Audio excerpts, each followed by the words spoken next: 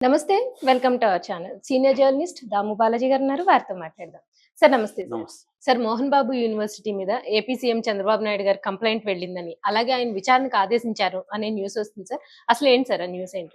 గత కొంతకాలం నుంచి మోహన్ బాబు ఫ్యామిలీ ఆహ్, పబ్లిక్‌లో చర్చ జరుగుతా ఉంది. అవును సార్. ఎందుకంటే వాళ్ళ ఫ్యామిలీలో విష్ణు, మోహన్ బాబు ఒకవైపు, మనోజ్ ఒకవైపు. హ్మ్. మనోజ్ వాళ్ళ అమ్మ నిర్మలాదేవి కూడా విష్ణు, మోహన్ బాబు వైపే ఉన్నట్టు కనబడుతుంది. ఆమె ప్రైవేట్‌గా మనోజ్ అంటే ప్రేమ ఉండొచ్చు. ఎందుకంటే మనోజ్ సొంత కొడుకు హ్మ్. ఆమెకి.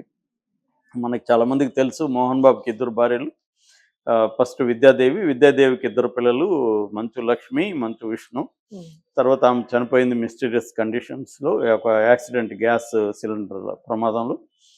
దాని తర్వాత వాళ్ళ చెల్లెలైన నిర్మలాదేవిని మోహన్ బాబు పెళ్లి చేసుకున్నాడు. ఆమెకు మనోజ్ పుట్టాడు. ఇప్పుడు మనోజ్ కి మోహన్ బాబుకి మధ్య రకరకాల కారణాలతో గొడవలైనాయి. అందులో ఒకటి ఆస్తుల కారణం అని చెప్తున్నారు. అవును సార్. రెండవదేమో ఈ అబ్బాయి బాధ్యతగా ఉంటూ బిజినెస్‌లు చూసుకోవడం, కుటుంబాన్ని చూసుకోవడం అవి చేయట్లేదు. కొంత స్పాయిల్డ్ కిడ్ లాగా తిరుగుతున్నాడు. హ్మ్. కెరీర్ కూడా అతని కెరీర్ సరిగా లేదు. అది మోహన్ బాబుకి ఇబ్బందిగా మారింది. రెండవది తనకిష్టం లేని ఒక అమ్మాయి, ఆల్రెడీ ఆ అమ్మాయి డైవోర్సీ. ఒక బాబు భైరవ్ రెడ్డి అని ఒక బాబు ఉన్నాడు. 10 ఇయర్స్ బాబు. అటువంటి అమ్మాయిని పెళ్లి చేసుకోవడం కూడా ఇష్టం లేదు.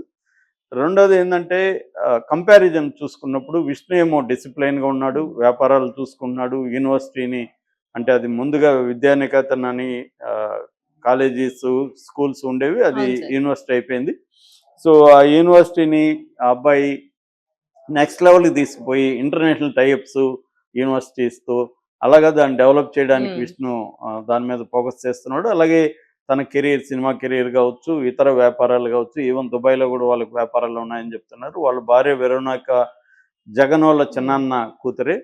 సో, వాళ్ళకి మంచి ఆస్తులున్నాయి. దాదాపు 2000,00,00,000 ఆమెకి ఆస్తులొచ్చాయని చెప్తున్నారు. దీంతో ఒక ఆర్గనైజ్డ్‌గా అంటే కుటుంబాన్ని, బిజినెస్‌ని బ్యాలెన్స్ చేస్తూ విష్ణు కెరియర్‌ని ఈ హ్మ్. మూడిటిని బ్యాలెన్స్ చేస్తూ వెళ్తున్నాడు.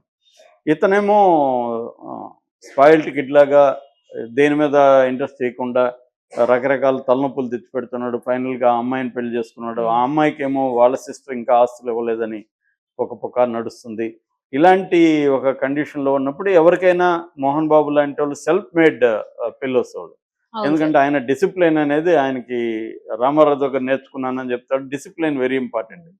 ఈ డిసిప్లిన్ ఎక్కువ ఉన్నోళ్ళ ఫ్యామిలీలు చూస్తే మనకి ఎక్కువగా రామారావు ఫ్యామిలీని చూసినా అలాగే ఉంటది. హ్మ్. ఎవరెవరో రకరకాల డిస్టర్బెన్స్. హ్మ్. మోహన్ బాబుది కూడా అంతే. అంటే పిల్లలకి ఎంతవరకు డిసిప్లిన్‌లో ఉంచాలా? ఏ ఏజ్ వరకు ఉంచాలా? ఎక్కడ వదలాలి? అనేది ఇలాంటి వాళ్ళకి ఉండదు. వాళ్ళేందంటే డిసిప్లిన్ అంటే డిసిప్లినే అంటారు. అది రివర్స్ రెబెల్ అవుతారు హ్మ్. అలాంటి వాళ్ళ వల్ల. అవును సార్. సో, అలాగా విష్ణు ఏమో తను అనుకున్నట్టున్నాడు. నిజానికి విష్ణు కూడా ఇష్టం లేని పెళ్ళే చేసుకున్నాడు గానీ అవతల వాళ్ళు రి అల్ట్రా రిచ్‌గా అవ్వడం, అమ్మాయి డిసిప్లిన్‌గా ఉండడం దీనివల్ల క్షమించాడు మోహన్ బాబు. హ్మ్. ఫస్ట్‌లో మోహన్ బాబు వాళ్ళ ఫ్యామిలీతో అంతా కూడా మాట్లాడుకొని ఉన్నారు. హ్మ్. ఎందుకంటే దాదాపు 1 మంత్‌కి ముందు నుంచి వీళ్ళందరికి ఇంట్లో తెలిసినా భార్యతో సహా ఈయనకి చెప్పలేదు. హ్మ్. దాచిపెట్టారు. ఎందుకంటే ఈయన చండశాసనుడు గదా! హ్మ్. ఎక్కడ ఇబ్బందులు పెడతాడని. ఎందుకంటే లక్ష్మి విషయంలో జరిగాయి. లక్ష్మి కూడా ముందు ఒకరిని లవ్ చేసినప్పుడు హ్మ్. ఈయనెళ్లి దాన్నేదో ఇది జేసి మొత్తానికి ఆ అమ్మాయిని వాళ్ళిద్దరిని విడదీసి పక్కకు తీసుకొచ్చారు. సో, ఈ క్రమంలో మోహన్ బాబు మీద ఇదైతే ఉంటది. ఏదైనా తరాల మధ్య ప్రతి ఫ్యామిలీలో జనరేషన్ గ్యాప్ అవును సార్. ఉంటది. మనకి మన పేరెంట్స్‌కుంటది. మనకి మన హ్మ్. పిల్లలకుంటది. వాళ్ళకి వాళ్ళ పిల్లలకుంటది. ఈ తరాల గ్యాపు, జనరేషన్ గ్యాప్ అనేది ఎవరి ఫ్యామిలీలో కామను. ఆస్తులున్న ఫ్యామిలీలో ఇంకా ఎక్కువ హ్మ్. సమస్యలు ఉంటాయి. సో, అలాగా వీళ్ళిద్దరి మధ్య ఇదైంది. ఇది ఇంటి వరకే ఉండి పరిష్కరించుకుంటే ఒక పద్ధతి. కానీ అది పరిష్కరించుకోలేని స్థాయికెళ్ళిపోయింది. హ్మ్. ఎందుకంటే మనోజ్ గూడా వెరీ స్ట్రాంగ్ క్యారెక్టరు. వాళ్ళ నాన్న నుంచి వచ్చిన క్వాలిటీస్‌లో అదొకటి ఉన్నట్టుంది. అబ్బాయి గూడా ఎక్కడ కాంప్రమైజ్ హ్మ్. అవ్వడం అది లేదు. అబ్బాయి ఓపెన్ పోరాటం మొదలుపెట్టేసాడు. దాంతో మోహన్ బాబుకి కూడా తప్పలేదు.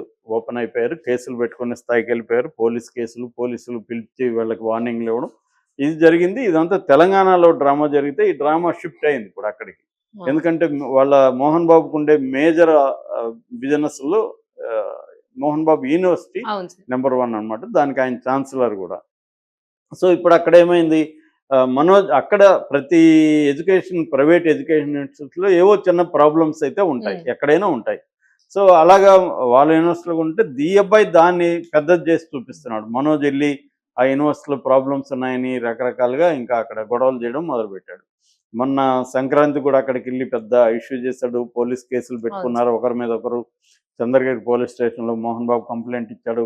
కలెక్టర్కి ఇక్కడ తన ఇంట్లో ఉన్నాడు ఖాళీ చేయమని ఇక్కడ కలెక్టర్కి ఇచ్చాడు. ఈ నేపథ్యంలో ఇప్పుడు ఒక రెండు పరిణామాలు చోటు చేసుకున్నాయి. రెండు కూడా కాంట్రాస్ట్ పరిణామాలు. ఒకటేంటంటే అక్కడున్న ఈ ఎడ్యుకేషన్ ఇన్స్టిట్యూట్స్‌లో పిల్లలు చదువుతుంటారు గదా! అవును వాళ్ళు సార్. బయట నుంచి అంతా చదువుతుంటారు. వాళ్ళందరికీ అక్కడ హాస్టల్స్ లేవు గాబట్టి ప్రైవేట్ హాస్టల్స్ పెట్టారు చుట్టూరు. ఈ ప్రైవేట్ హాస్టల్స్‌లో ఉంటారోళ్ళు. ఉండి చదువుకొనొస్తుంటారు. ఈ ప్రైవేట్ హాస్టల్‌లో భోజనం సరిగ్గా లేదని, డబ్బులెక్కువ వసూలు చేస్తున్నారని ఇలాంటివి కూడా మనోజ్ కంప్లెయింట్ చేశారు.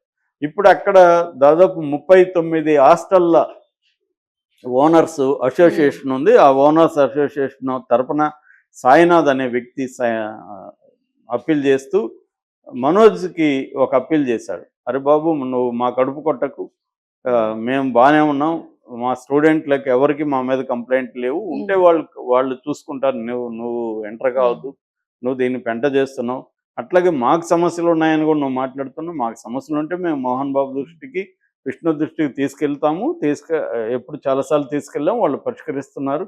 కాబట్టి మా మధ్య లేని ఇష్యూలు ఉంటాయి, వాటిని మేము పరిష్కరించుకుంటాం. అదే సార్. అవును. కానీ నువ్వు వచ్చి దాన్ని పెంచి పెద్దది చేసి గొడవ చేస్తున్నావు, అది చేయకు అని వాళ్ళు ఒక విజ్ఞప్తి చేస్తూ లెటర్ రాశారు. అట్లాగే అక్కడ అది రంగంపేట అనే ఏరియాలో ఉంటుందన్నమాట. తిరుపతి నుంచి బాకరపేట పోయే రూట్లో రంగంపేట అనే దగ్గర ఎడ్యుకేషన్ ఇన్స్టిట్యూట్ ఉంటాయి. అక్కడ సర్పంచి, రంగంపేట సర్పంచి ఆయన ఎర్రయ్య ఆయన పేరు. ఆ ఎర్రయ్య కూడా ఒక ప్రకటించాడు.